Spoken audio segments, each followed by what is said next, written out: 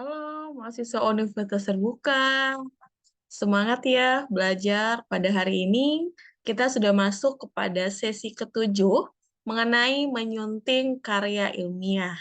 Bukan menyunting anak gadis orang ya, tapi menyunting karya ilmiah. Nah, bagaimana sih cara kita menyunting karya ilmiah? Tujuan dari tutorial ini, mahasiswa dapat menjelaskan seluk-beluk mengenai penyuntingan. Yang kedua, menyunting berbagai teks karya ilmiah. Nah, menurut Kamus Besar Bahasa Indonesia ya, sunting. Nah, apa sih itu sunting? Bisa dikatakan dengan hiasan, bunga, dan sebagainya ya, yang cocok di rambut atau di belakang telinga. Namun ini bukan perkara bunga, ini bukan perkara menyunting ya, menyunting anak gadis orang. Namun ini perkara menyunting sebuah karya ya, karya ilmiah. Nah, jadi menyunting itu kita berikan awalan me ya, yang kata dasarnya sunting, kita berikan awalan me jadinya menyunting. Nah, selanjutnya, menyunting ini artinya menyiapkan naskah siap cetak atau siap terbit dengan memperhatikan sistematika penyajian, isi dan bahasa, mencangkut ejaan, diksi, dan struktur kalimat. Menyunting sama dengan mengedit ya, merupakan pekerjaan yang betul-betul menjadi naskah yang siap untuk dicetak memerlukan keterampilan yang khusus.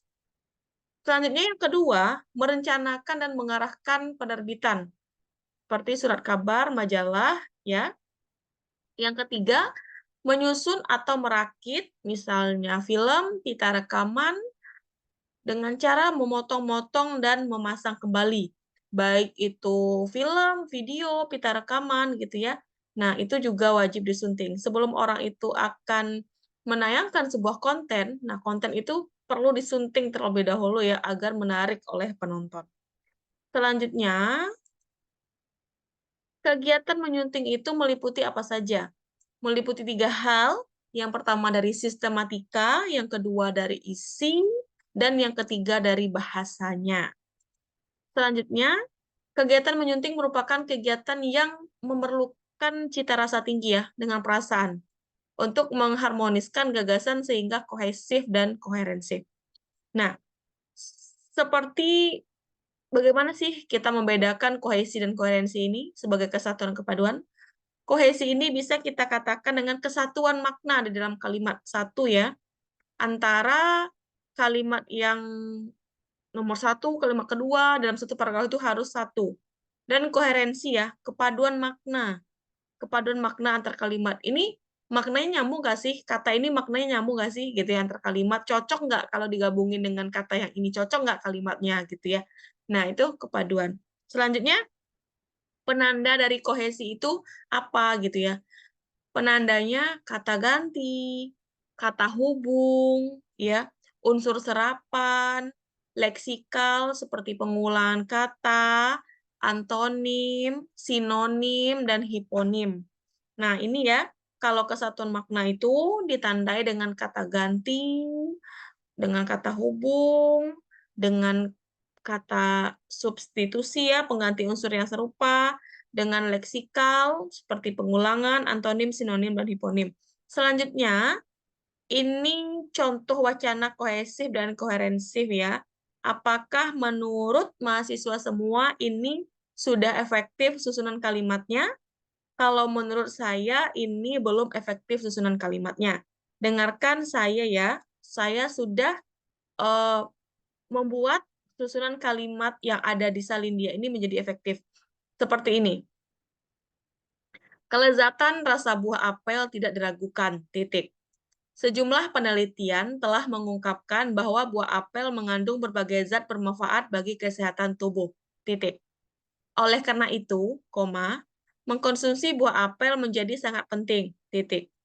Buah apel kaya akan vitamin, mineral, serat, fitokimia, baron, tanin, asam tartarat, dan zat lainnya.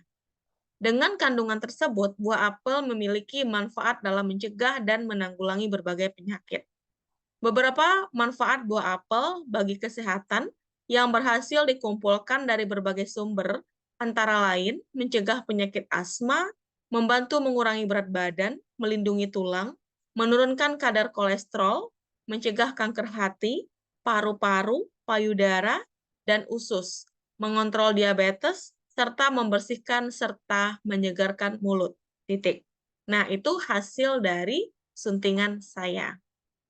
Selanjutnya, kaidah dari penyuntingan itu yang pertama, menguasai sistem ejaan. Kita harus paham dulu ejaan, di mana seharusnya kita tuliskan koma, titik, tanda seru, tanda tanya, huruf kapital, ya, huruf kecil. Nah, itu kita harus menguasai dulu sistem ejaan. Yang kedua, kita harus menguasai pemilihan kata. Apakah ini kata baku, tidak baku, itu jangan kita asal tulis. Selanjutnya, memahami kalimat efektif. Apakah kalimat ini susunannya sudah efektif? Apakah sudah berterima? Apakah masih ada kalimat yang susunannya masih ambigu? Nah, itu kita harus paham. Selanjutnya, memahami persyaratan paragraf yang baik. Paragraf itu terdiri dari maksimal 3 kalimat, ya, 3-5 kalimat, ya. Minimal sebuah paragraf ini boleh panjang, ya. Intinya dalam paragraf ini ada ide pokok atau gagasan pokok, selanjutnya adanya ide penjelas dan adanya penutup. Nah, intinya paragraf itu minimal 3-5 kalimat harus ada ide pokok, ya, atau gagasan pokok, kalimat penjelas, dan kalimat penutup. Selanjutnya, menguasai sistem ejaan. Perhatikan mana penerapan ejaan yang benar dan mana yang salah. Coba kamu perhatikan. Dalam pembelajaran berbasis alam tersebut, peran Ibu Siti Fatimah tidak dapat diremehkan. Nah, atau dalam pembelajaran berbasis alam tersebut, peran Ibu Siti Fatimah tidak dapat diremehkan. Nah, yang ketiga, penulisan buku itu bernama lengkap Dr. Sutrisno Hadi, MA. Atau penulis buku itu bernama lengkap Dr. Sutrisno Hadi, MA. Nah, yang benar itu yang nomor 3 ya. Yang dari 3-4 ini yang benar nomor 3. Yang selanjutnya, peran pembelajaran berbasis alam tersebut. Dalam pembelajaran berbasis alam tersebut, peran Ibu Siti Fatimah. Nah, Ibu Siti Fatimah ini sebagai siapa di sini? Sebagai sapaan atau sebagai pelengkap kalimat saja. Kalau dia sebagai sapaan, maka I-nya I kapital. Namun, ketika dia sebagai pelengkap kalimat saja, maka I-nya tidak apa-apa kita tulis dengan I kecil. Nah, dalam pembelajaran berbasis alam tersebut, peran Ibu, nah, dia di sini tidak berupa sapaan ya, namun hanya untuk pelengkap kalimat saja. Maka yang benar adalah yang nomor 2. Selanjutnya, menguasai diksi atau pilihan kata. Suntinglah atau temukan penggunaan kata yang salah pada kalimat berikut agar menjadi lebih efektif. Para pahlawan mati demi memperjuangkan kemerdekaan bangsa. Saran yang diucapkannya akan kami pertimbangkan. Nah, mana yang lebih benar ya? Nanti setelah mahasiswa mendengarkan video saya, tolong mahasiswa jawab di kolom komentar ya. Ini PR untuk mahasiswa. Silakan dicari. Selanjutnya, ini kaidah penyuntingan ya, mengenal tanda koreksi.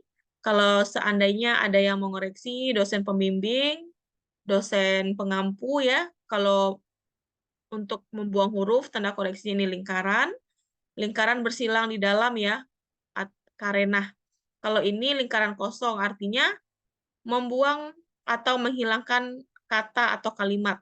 Kalau yang ada silang membuang huruf, kalau yang kosong membuang kata atau kalimat. Selanjutnya kalau ini garis tegak berbatas garis atas, garis bawah ini memisahkan kata atau jarak antar kata. Kalau yang ini lengkung ya, menggabungkan huruf atau kata, lengkung atas dan bawah. Kalau yang ini memindahkan huruf atau kata, bentuknya Z, ya. Yang keenam, menambahkan huruf atau kata, bentuknya centang. Nah, itulah mengenai penyuntingan. Sampai di sini perkuliahan kita pada hari ini. Saya sudahi dengan salam. Om Swastiastu, Namo Buddhaya, Salam Kebajikan. Assalamualaikum warahmatullahi wabarakatuh. Semoga senang mendengar video saya. Jangan lupa like, komen, dan subscribe agar saya semangat dalam berkarya dan membuat video lagi. Dadah!